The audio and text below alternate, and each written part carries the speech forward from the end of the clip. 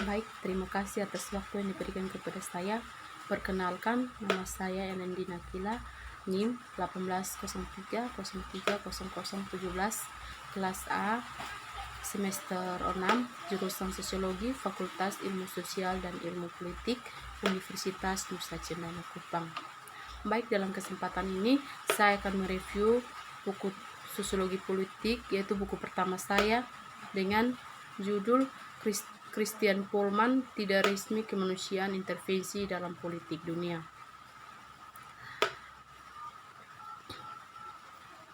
Jika seseorang manusia tidak menduduki negaraku, tetapi hanya menjengkelkan untuk negaranya sendiri, dia berada pada jarak dari bangsaku.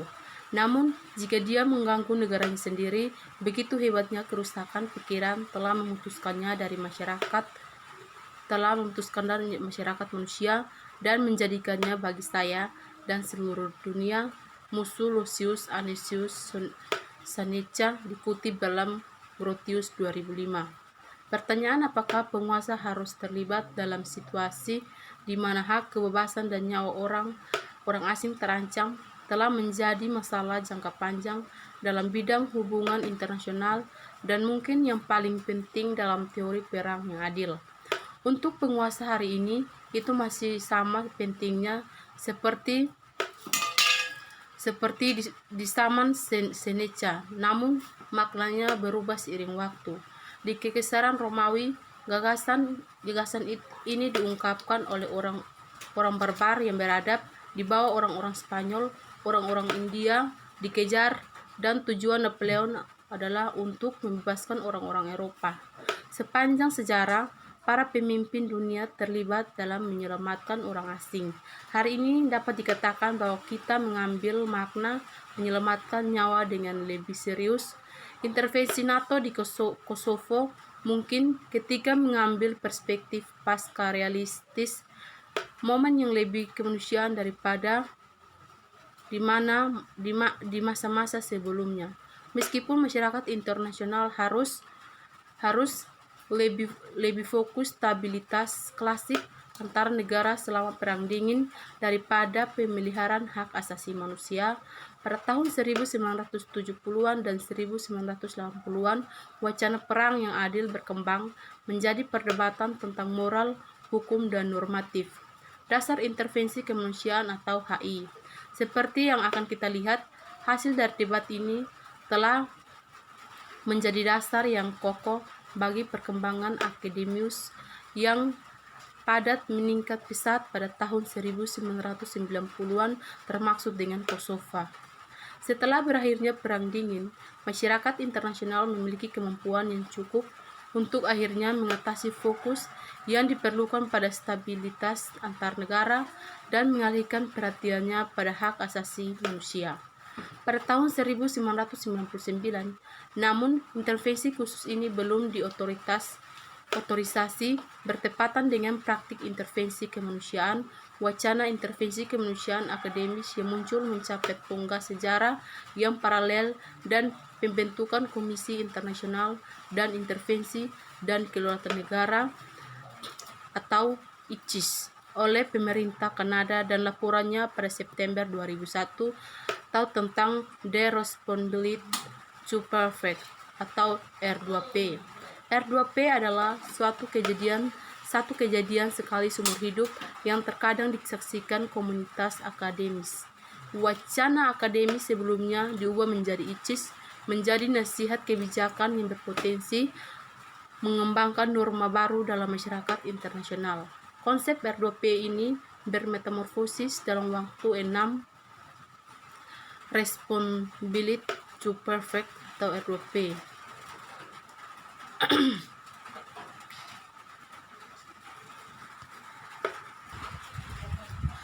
Konsep R2P ini bermetamorfosis dalam 6 tahun menjadi sebuah norma, meskipun pertimbangan dan rawan kontestasi.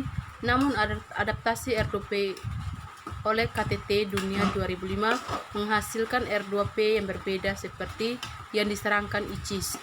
Kamu tidak akan percaya bahwa itu masih digunakan untuk ide yang sama seperti yang diperkenalkan oleh ICIS. Keinginan untuk menetapkan norma yang melegakan intervensi untuk menyelamatkan orang asing. Norma yang dilewati medan sulit Dewan Keamanan PBB atau DKPBB telah dihapus dari norma R2P yang tersisa. Dengan demikian, inti dari laporan R2P ICIS telah terkubur. Berkenaan dengan masalah intervensi kemanusiaan, R2P dan ICIS bukanlah R2P dari Perserikatan Bangsa-Bangsa atau PBB. R2P telah menyaksikan pola yang lebih umum di bidang ekonomi daripada di bidang politik. Pengambilan yang tidak bersahabat. Masalah dari pengambilan yang tidak bersahabat ini adalah bahwa debat akademis di beberapa bagian telah menyempit ke konsep R2P sebelumnya. Jika dulu pernah menjadi perdebatan tentang HI secara umum sebelum laporan ICIS, maka setelah tahun 2001 berubah menjadi perdebatan utama tentang R2P. Keengganan masyarakat internasional untuk mengintegrasikan seluruh konsep R2P, terutama jalur ke HI tanpa otorisasi DKPBB, menyebabkan penurunan perdebatan akademis yang lebih luas. Dua tesis ini akan berhubungan kembali dengan debat HI asli ini. Saya percaya bahwa bagian penting dari debat akademis telah diabaikan oleh fokus pada R2P. Bagian yang dapat memberitahu kita tentang potensi dan bahaya intervensi manusia untuk tatanan internasional pada umumnya, tetapi juga untuk tugas ringan. Satu definisi rinci AHI dan UHI akan diberikan di bab selanjutnya. Setelah pertimbangan sumber untuk bagian teori ini, saya memperkirakan bahwa tahun-tahun berikutnya 2000 dan 2009 telah menyaksikan kontribusi akademik tiga kali lebih tinggi dibandingkan 10 berikutnya. Melanjutkan kurang sulit untuk dicapai dan interpretatif. Pendekatan penjelasan dibandingkan dengan pendekatan positivistik adalah tugas yang untuk menggambarkan apa yang dikatakan oleh negarawan dan mungkin juga dipikirkan, untuk mengungkap aturan yang membiarkan mereka bertindak dan mengapa mereka berpikir seperti itu lebih sulit. Dibutuhkan pendekatan interpretatif untuk melakukannya. Misalnya, dalam studi ini saya akan menyusun dalil yang menyatakan bahwa yang bersangkutan menjadi sasaran UHI masa depan, akan meningkatkan komitmennya dalam rezim HAM dengan meratifikasi traktat baru. Secara empiris kita mungkin menemukan bukti untuk komitmen tersebut setelah intervensi ini.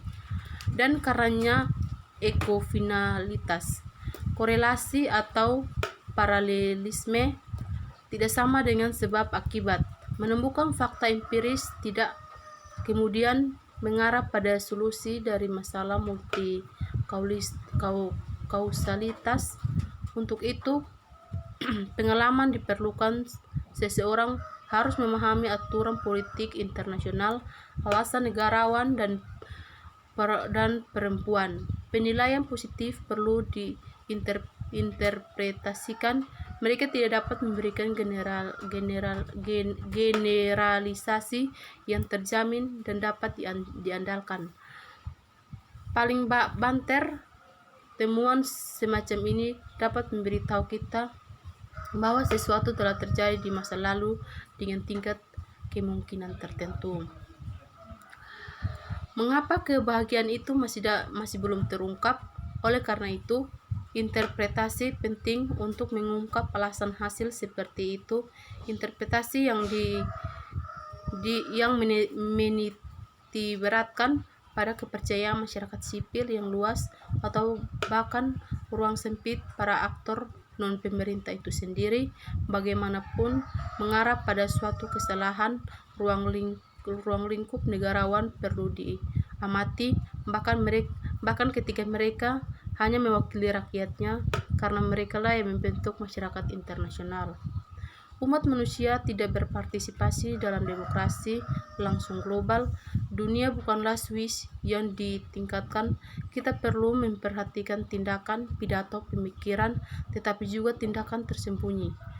Non-tindakan dan aturan negarawan yang belum tentu diulang dalam setiap pidato atau bahkan disebutkan sama sekali karena mereka sangat fundamental untuk politik internasional.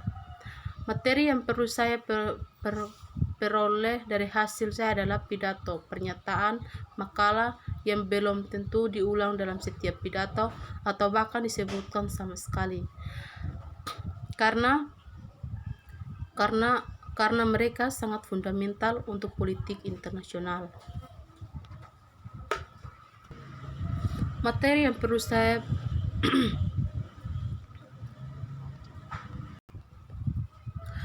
hal tersebut akan dikaji melalui analisis sejarah, interpretasi perilaku negara, dan terutama negarawan, diplomat, dan aktor lainnya yang mempengaruhi politik internasional. Jika materi tersebut sudah dianalisis dan diinterpretasikan oleh rekan sejawat, hasil karya mereka juga dapat menjadi dasar yang berguna untuk studi ini. Pada poin ini saya akan mencatat bahwa bibliografi telah dipisahkan menjadi dua bagian. Yang pertama, dokumen resmi atau khususnya dokumen PBB dan sumber hukum dapat ditemukan di bagian kedua. Buku, artikel, laporan, dan setiap sumber lainnya dicantumkan di bagian pertama. Oleh karena itu, tesis ini akan dilakukan dalam pluralisme metodologi sekolah Inggris yang mencakup metode histori dan imperatif terutama, tetapi juga menghargai upaya asing yang datang tanpa kecanduan empirisme positivistik sakral. Bagian pertama adalah teori bagian pengantar. Setelah pengantar ini dengan pernyataan penelitian dan metodologi dasar, bab teori termasuk tinjauan teori sekolah bahasa Inggris dan fokus pada aspek-aspek yang relevan untuk proyek penelitian dalam debat HI akan menyusul. Perdebatan solidarisme pluralisme sebagai batu loncatan antara teori ES dan debat HI secara spesifik juga akan dipaparkan pada poin ini.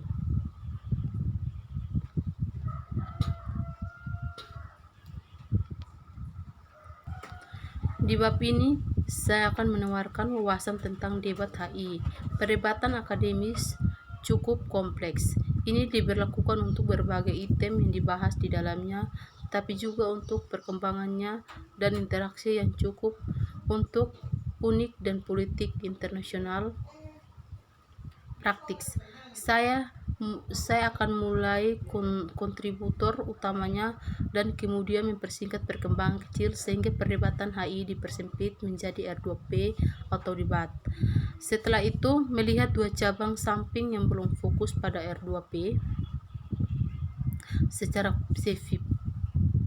spesifik tetapi tetap dalam wacana HI asli yang lebih luas dan perlu diketahui untuk tesis ini. Sebelum meringkas bab dengan kontribusi dan interaksi dengan teori HI serta debat terhadap hukum internasional yang akan dilanjutkan dengan pembahasan khusus tentang kekerasan moral hasad dan imperialisme. Pada bab 4 akan saya sajikan definisi intervensi kemanusiaan yang digunakan dalam tesis ini dengan kriteria campur tangan bersenjata, pelanggaran prinsip kedaulatan, kedaruratan kemanusiaan massal atau MHE sebagai penyebab yang adil dan motivasi untuk memitigasi MHE tersebut. Sebelum diskusi sekolah bahasa Inggris sebagai paradigma teoritis untuk analisis intervensi kemanusiaan, debat intervensi kemanusiaan terutama terjadi dalam debat solidaris pluralis. Perdebatan antara kaum solidaris dan pluralis itu sendiri termasuk dalam bagian normatif Sekolah Hubungan Internasional Inggris. Oleh karena itu, untuk memahami latar belakang perdebatan posisi dalam debat HI, disarankan untuk menguraikan argumen solidaris dan pluralis, serta inti dari perdebatan mereka dan asumsi dasarnya. Yang paling baik dilakukan dengan menguraikan latar belakang teoritis. Dari ES itu sendiri, ide ES untuk melihat dunia sebagai masyarakat internasional dengan kepentingan yang sama, aturan yang sama, dan lembaga yang berkembang bersama adalah pendekatan yang agak holistik untuk debat HI. Teori masyarakat internasional, dasar solidarisme dan pluralisme, agenda Sekolah Bahasa Inggris pertama yang ditetapkan pada tahun 1950-an dan 1960-an difokuskan pada pertanyaan bagaimana struktur internasional dibentuk dan dipelihara. Teori Sekolah Bahasa Inggris saat ini lebih banyak membahas pertanyaan tentang bagaimana keadilan internasional berinteraksi dengan tatanan internasional dan jika klaim baru atau lama untuk keadilan yang lebih tepat ditegakkan dalam masyarakat internasional. Mengikuti aturan ini, saya akan menyajikan item agenda ES pertama di sub-sub ini sebelum ke agenda baru ke sub-sub berikutnya. Pertama, struktur internasional dan asumsi normatif. Entitas dasar dari struktur internasional saat ini adalah negara. Negara didefinisikan sebagai suatu badan yang memiliki supremasi tentang semua individu dan entitas di dalam wilayah mereka dan mewakili mereka dalam interaksi dengan negara bagian lain. Lebih jauh lagi, dalam keadaan normal, negara memegang kedaulatan absolut yang dalam kenyataannya lebih relatif dan mungkin berbeda dari klaim normatif. Sebenarnya, negara-negara seperti ini tidak membentuk struktur internasional sendiri. Mereka harus membangun dan memelihara hubungan di antara mereka tanpa mengembangkan entitas tertinggi di atasnya. Struktur fundamental seperti ini disebut sistem internasional dan merupakan tingkat pertama dari struktur internasional. Perlawanan dengan kerajaan, tidak adanya hegemoni tidak diperlukan untuk keberlangsungan sistem internasional. Kurangnya supremasi tidak berarti tidak ada hierarki kekuasaan dengan kekuatan besar dan negara paria di ujungnya. Selain itu, teori Sekolah Bahasa Inggris mengasumsikan bahwa terdapat perbedaan hegemoni dalam sistem internasional. Itu dibangun dalam sistem internasional dan mengkondisikan suatu antar negara. Diplomasi adalah institusi keempat. Diplomasi adalah interaksi tanpa kekerasan, komunikasi antar negara dan mungkin entitas politik lainnya. Lembaga ini muncul dari kepentingan bersama negara untuk melakukan hubungan timbal balik secara damai. Lembaga diplomasi memiliki 4 fungsi untuk masyarakat internasional: komunikasi antar negara, negosiasi konvensi, pengadaan informasi, dan mitigasi friksi. Komunikasi antar negara adalah fungsi diplomasi yang pertama dan paling mendasar. Selain dari sekedar komunikasi, masyarakat internasional mendapatkan keuntungan dari pengurangan ketidakpercayaan antar negara yang menurut teori realis menjadi alasan utama perang. Fungsi kedua adalah negosiasi konvensi, kesepakatan, dan perjanjian antar negara. Sekian dan terima kasih.